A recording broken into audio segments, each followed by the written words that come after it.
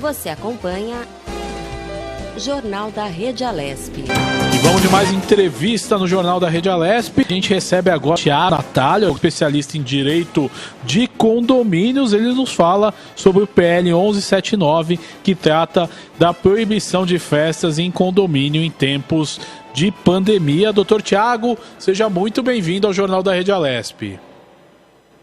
Olá, boa tarde a toda a sua audiência.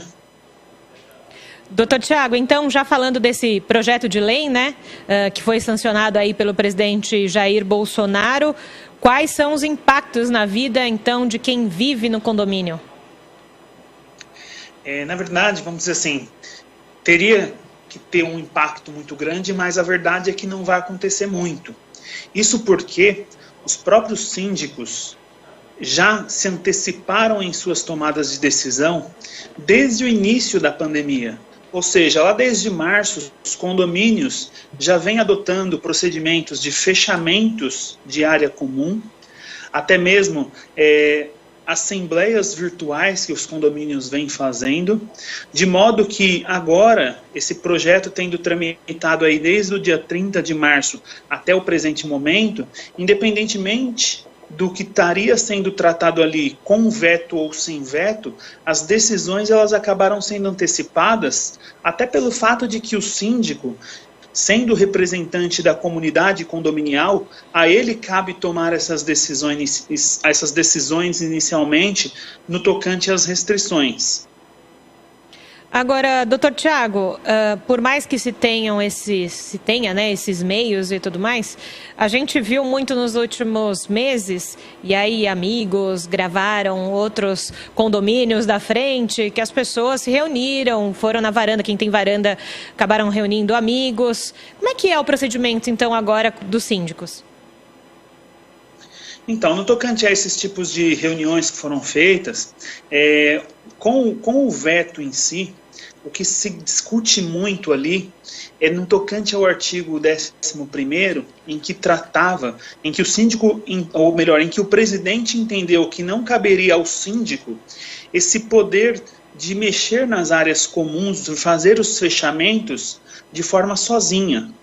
Até mesmo o projeto fala de um fechamento, de uma limitação dentro das áreas particulares, ou seja, chegaria ao ponto, isso contando com síndicos que não teriam, vamos dizer assim, um mínimo de base para atuar, o que não é o comum. A maioria dos síndicos são pessoas muito responsáveis, pessoas trabalhadoras, que sabem do dia a dia do condomínio, e o veto em si teve como ideia não deixar acontecer, não deixar que ocorram abusos, ao ponto de que um condômino recebendo, exemplo, 5, 6, 7 pessoas dentro do seu apartamento, poderia ter pelo síndico um impedimento ali na entrada ou até mesmo uma multa.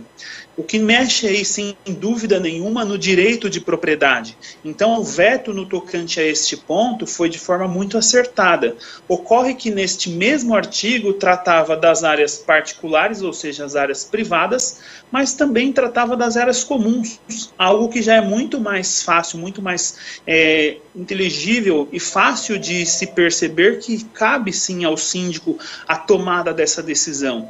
Desde o começo, o que nós vem falando é o quê? Que pode fazer o fechamento, não há dúvida nenhuma.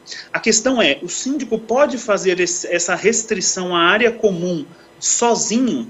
E isso também foi defendido através do veto, dizendo que caberia a consulta aos condôminos, o que é totalmente comum nos condomínios, mas sem dúvida nenhuma que também existia a dificuldade de um chamamento de uma assembleia, dado o fato de ter a impossibilidade da aglomeração. Mas nesse mesmo projeto também tratou da viabilidade das assembleias virtuais. Então, eu entendo que o síndico ele tinha essa possibilidade de fazer o fechamento, ele continua tendo essa possibilidade, mas o indicado, sem dúvida, é que consulte a comunidade condominial. Agora, estamos passando por uma abertura gradual, né, da cidade, do comércio, tanto municipal quanto estadual. Até que ponto isso reflete nos condomínios e na decisão do síndico? Já tem condomínio aí, doutor? Já tem aberto aí piscina, essas coisas, ou ainda não?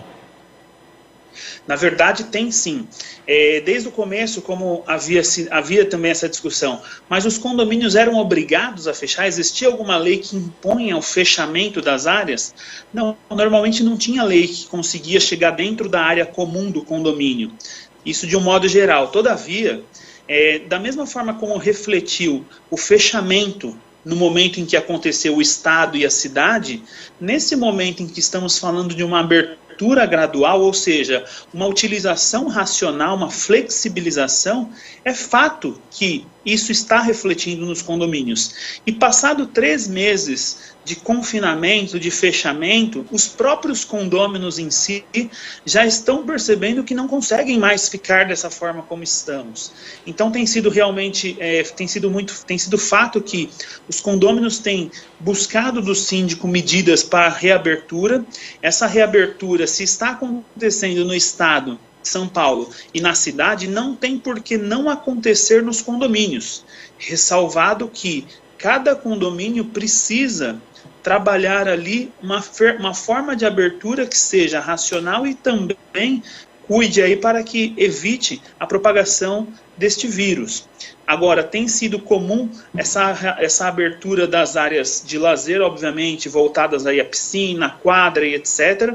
Agora, existem algumas regras que são importantes nesse momento de reabertura. Por exemplo, limitação da quantidade, distanciamento, limpeza das áreas da utilização, por exemplo, da academia, por aquela pessoa que vai utilizar tanto na entrada quanto na saída, fazer um rodízio numa espécie de uma locação ali que obviamente não tem custo, estamos falando só propriamente para ilustrar, mas sem dúvida nenhuma a gente já tem percebido grande parte dos condôminos trabalhando uma abertura, e não fazer uma abertura agora fica difícil se manter, porque não há como sustentar que a cidade está evoluindo para uma abertura e os condomínios, que são micro sociedades, não possa evoluir também. Então, acho que estamos trabalhando aí dentro de algo que está sendo absolutamente normal.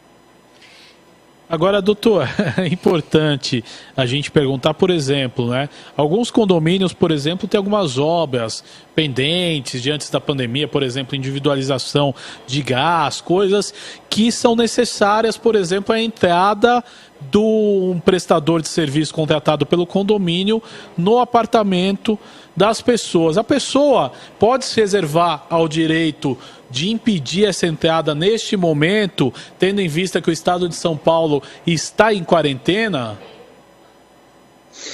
Realmente também foi uma outra questão bastante discutida, porque dentro do condomínio nós temos ali situações em que exige uma obra a ser feita. Quando tratamos, por exemplo, de obras que são necessárias, obras que envolvam a estrutura do condomínio, ou seja, as obras estruturais de segurança do condomínio.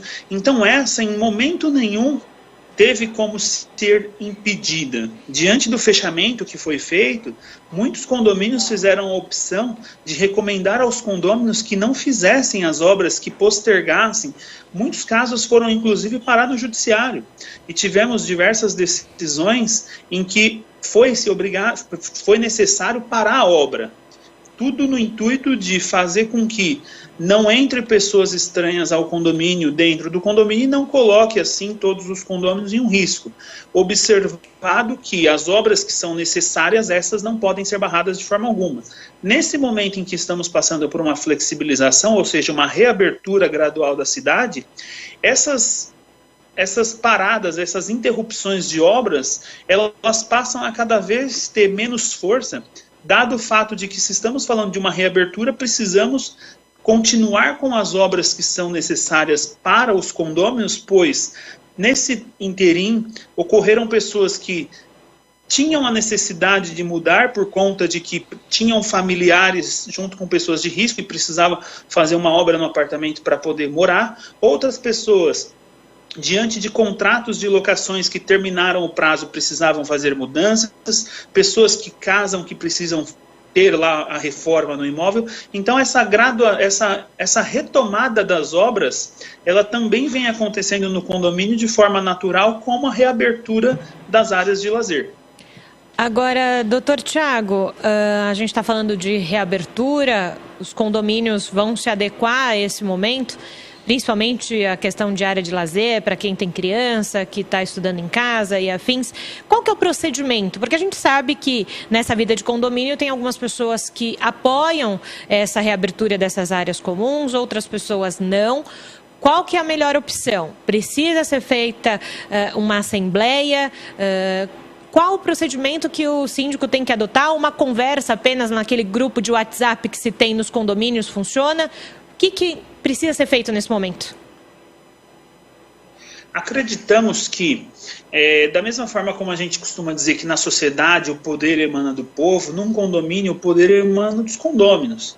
Então a consulta prévia ela é sempre muito importante. O síndico, como nós dissemos, pode sim tomar a liberdade de fazer esse fechamento. Mas agora nós temos percebido que, diante de tamanho tempo, é importante o síndico consultar a coletividade. E isso é o que tem acontecido nos condomínios através de enquetes, e-mails que são enviados pela administradora aos condôminos, para realmente viabilizar essa abertura, se essa for a vontade dos condôminos. Entendemos que os condôminos em coletivo é que têm o poder supremo no condomínio. Então, se os condôminos perceberem que há possibilidade de fazer uma abertura, e sempre que falamos de uma abertura racional, uma abertura com os cuidados à saúde, que é possível, temos condomínios que não foram fechados desde o início.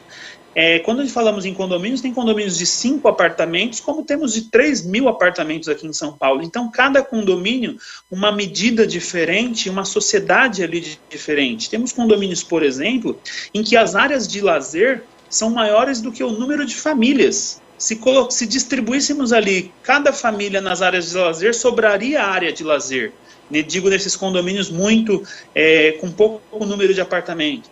Então, o recomendável é que consulte os condôminos para que eles se manifestem sobre uma reabertura ou não dessas áreas, obedecendo sem dúvidas regras de distanciamento, quantidade de pessoas a utilizar, limpeza por parte dos próprios condôminos e outras regras que são acessórias para a boa convivência nesse momento em que estamos vivendo. Doutor Tiago, eu quero agradecer a sua participação no Jornal da Rede Alesp desta terça-feira. Até o próximo encontro. Muito obrigado, viu? Eu agradeço. Um grande abraço. Fico à disposição. Esse foi o doutor Tiago Natalio, que é advogado especialista em condomínios, conversou